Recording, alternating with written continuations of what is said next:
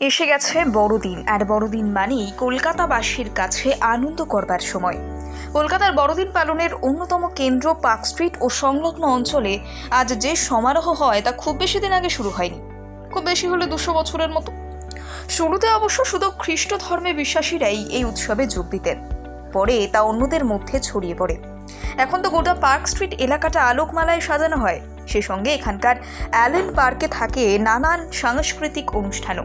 পাশাপাশি গোটা park street এবং সংলগ্ন সাহেবপাড়ার বিভিন্ন রেস্তোরাঁয় থাকে সুরা এবং বিভিন্ন খাবারের পসরা। ইতিহাস বলে যীশু খ্রিস্টের জন্মদিন পালনের এই রীতি গোড়ার দিকে শুধু খ্রিস্ট ধর্মাবলম্বীদের মধ্যেই সীমাবদ্ধ ছিল, তাও সেটা শুরু হয় অনেক পরবর্তীকালে 4th শতাব্দীতে, এবং তা সীমাবদ্ধ ছিল কেবলমাত্র খ্রিস্টীয় ধর্ম অনুসরণ করে এমন ইউরোপের রাষ্ট্রগুলোর মধ্যে।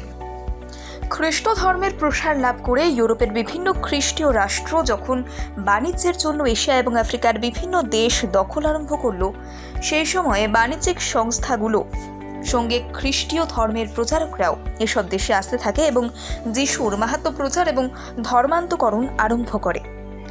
16 শতকে পশ্চিম ভারতে পর্তুগিজ বাণিজ্যের আশা থেকে এই দেশে খ্রিস্ট ধর্ম প্রচার ভালোভাবে আরম্ভ হয়। সেটা আরও শক্তপোক্ত হলো ব্রিটিশদের উপনিবেশ তৈরি হওয়ার পর।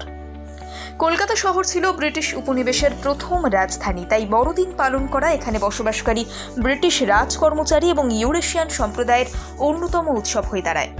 পরবর্তীকালে ব্রাহ্ম সমাজের উদ্যোগে যীশুখ্রিস্টের জন্মদিন 25শে ডিসেম্বর তারিখে খ্রিস্টোৎসব পালনের রীতি প্রচলিত হয়।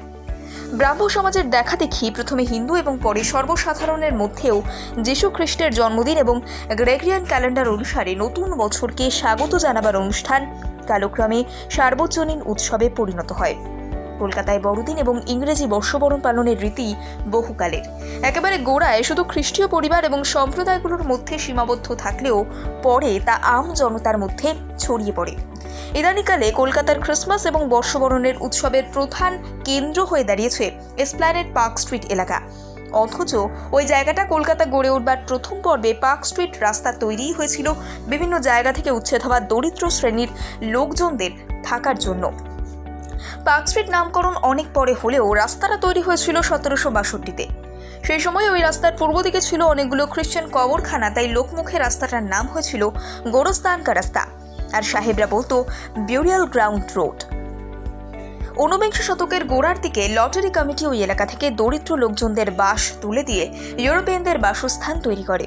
তখন থেকে ওই এলাকা সাহেবপাড়া নামে পরিচিত হতে থাকে এবং শীতের সময়ে বড়দিন পালনের রেওয়াজ শুরু হয়ে যায়, যা এখনও আরও বিরাট আকারে ছড়িয়ে পড়ছে।